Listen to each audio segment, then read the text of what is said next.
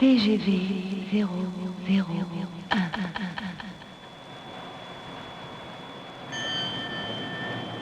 Rail.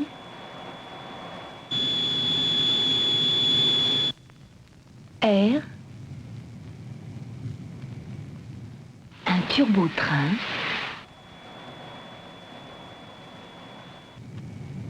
TGV très grande vitesse 001.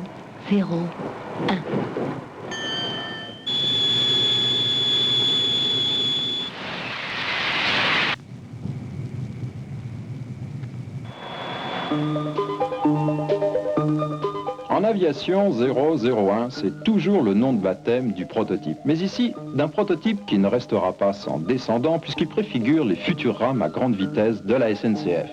En somme, TGV, c'est une nouvelle race de train.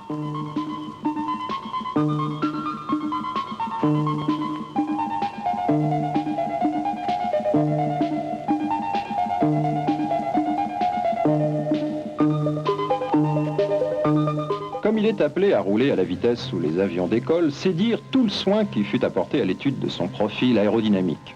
Tout, absolument tout a été conçu sous le signe de la vitesse. Comme pour les avions, on a eu recours à une maquette placée dans la soufflerie de l'Onera. Fait significatif, avant que la rame ne soit construite, on connaissait déjà sa résistance à l'avancement.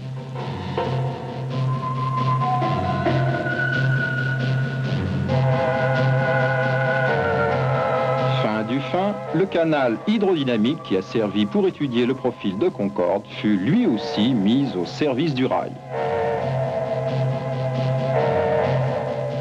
En somme, TGV 001, c'est la technique aéronautique mise sur rail et ce, jusque dans les moindres détails. Comme pour l'aviation, le métal fut torturé, la forme des pièces optimisée aux contraintes. Afin que rien ne passe inaperçu, on a même eu recours à l'examen en lumière polarisée.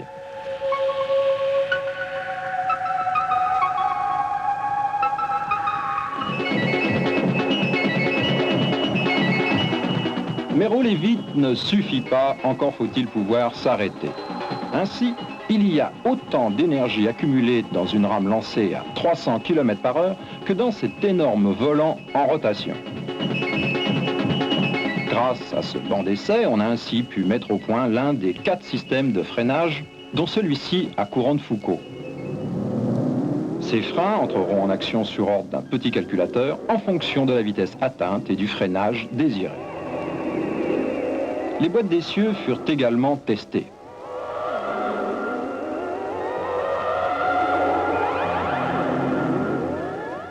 Bref, pour la première fois, l'industrie ferroviaire s'inspirait des techniques aérospatiales en commençant d'abord par simuler la réalité avant d'entreprendre la construction d'un modèle.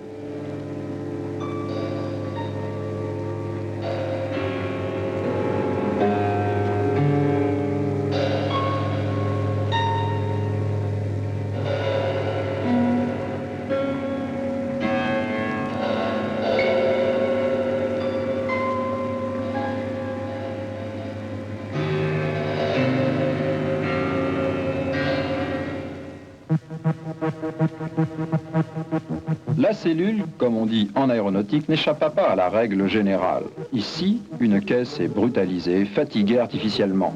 Elle doit avouer la moindre faiblesse, le moindre vice. Tout est détecté, contrôlé, jaugé, et s'il le faut, on retouche de façon à atteindre la perfection, à gommer le moindre défaut. L'impossible devient possible.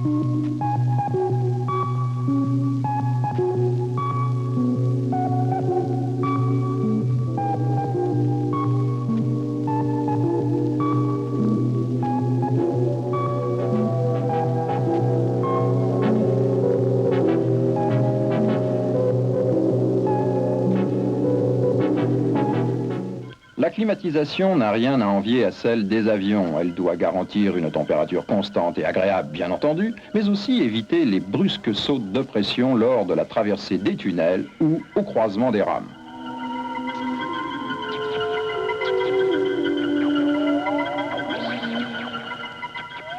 Dernier raffinement, la diffusion d'air climatisé ne doit pas produire le moindre bruit qui puisse nuire au confort.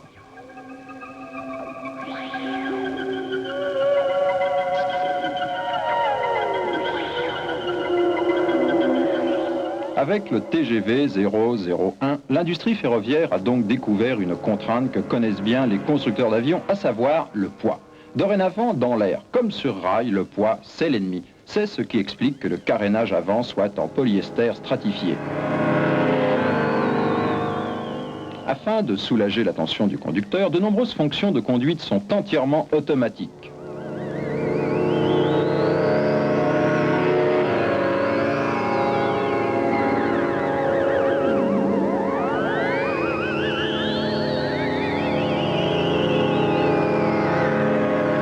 Véritable cauchemar de l'électricien, ce fouillis de fil électrique qui est le circuit nerveux du TGV. Pas moins de 50 km de câbles acheminent soit les ordres, soit les signaux de contrôle émis par le millier de capteurs qui auscultent en permanence la rame.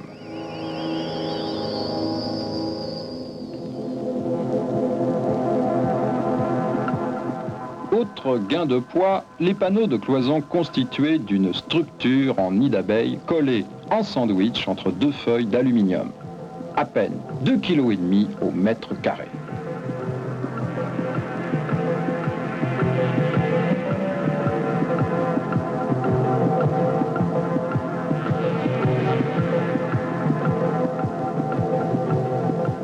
Ainsi, dans toute la mesure du possible, on a fait appel aux matières plastiques, comme pour les gaines de climatisation ou pour la construction des portes d'accès.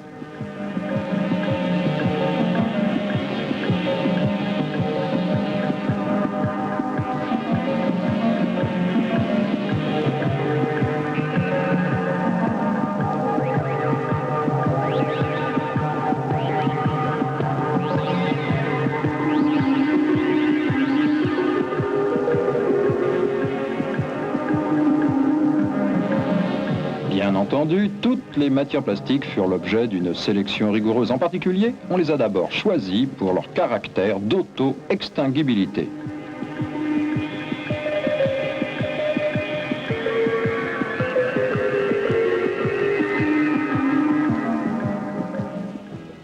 Enfin, dernière originalité de la rame, ceci, l'anneau de liaison.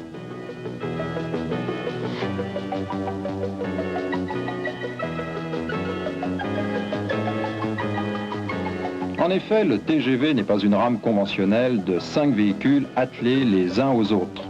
Ici, les voitures possèdent des bogies communs et cet anneau assure la liaison entre les caisses. Ce n'est donc plus la voiture qui repose sur le bogie, mais cet anneau par l'intermédiaire d'une suspension pneumatique.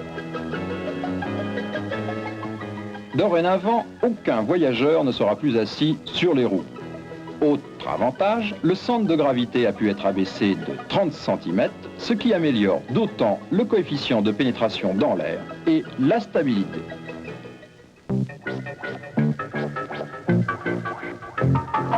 Du côté propulsion, on s'est aussi tourné vers la technique aéronautique en faisant appel à 4 turbines à gaz turboméca. Elles sont d'ailleurs identiques à celles qui équipent l'hélicoptère Super Frelon.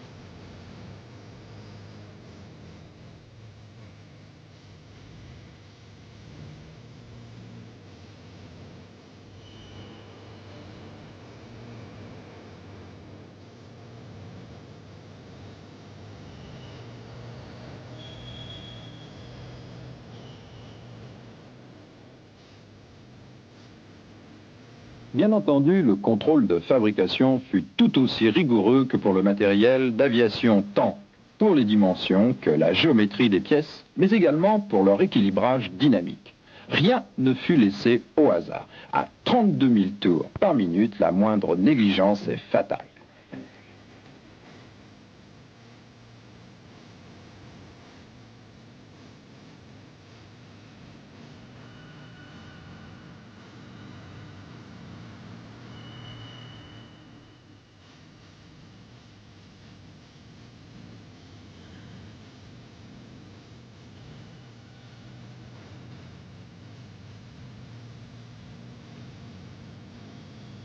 Mais là s'arrête la ressemblance avec l'aéronautique, car ici, les turbomoteurs sont réunis par deux à un réducteur commun et accouplés à un alternateur qui fournit l'énergie électrique au moteur de traction.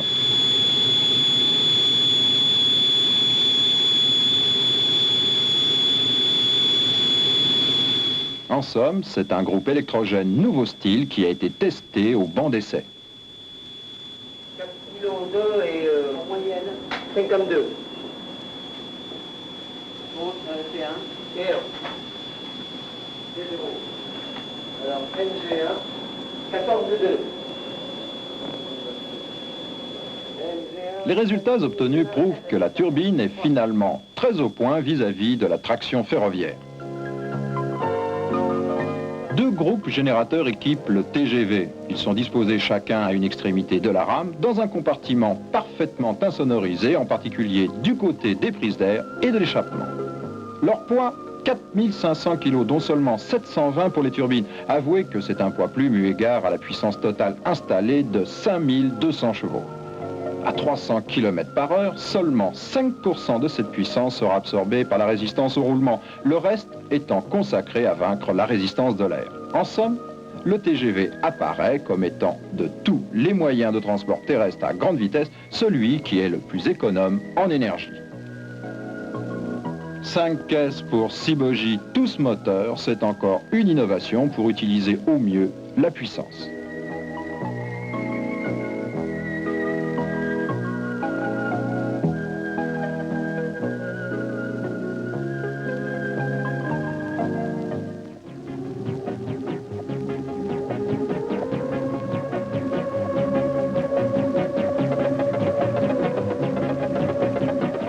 Rien dans l'aménagement interne n'a été laissé au hasard.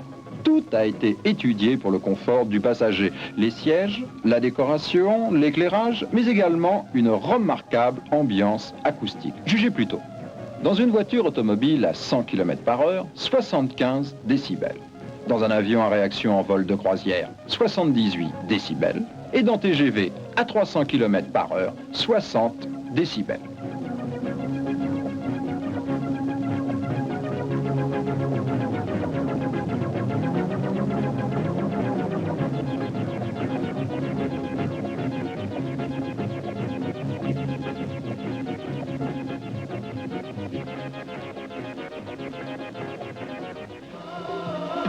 Mars 1972, usine Alstom à Belfort, TGV est prêt pour les premiers essais.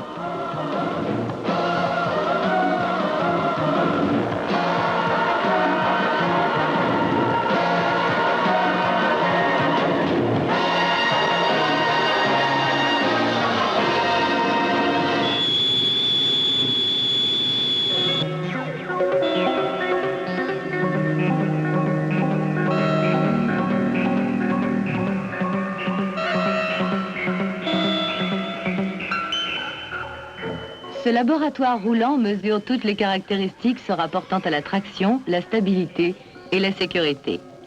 Un programme d'essai d'au moins 100 000 km permettra à la SNCF de choisir les dispositions technologiques qui seront adoptées en série.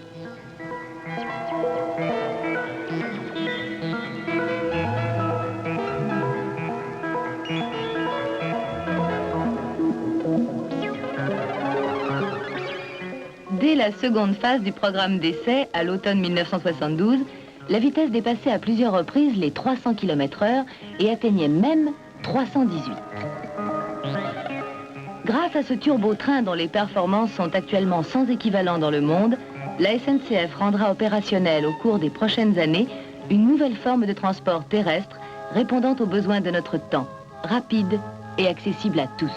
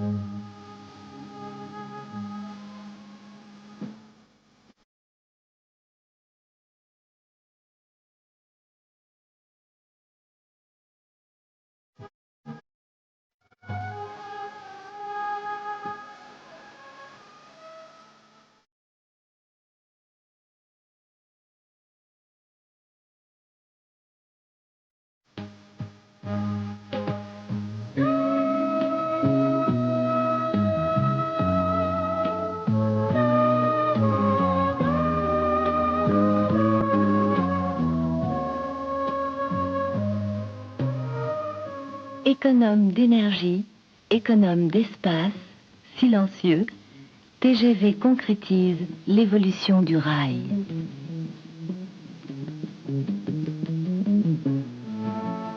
TGV 000.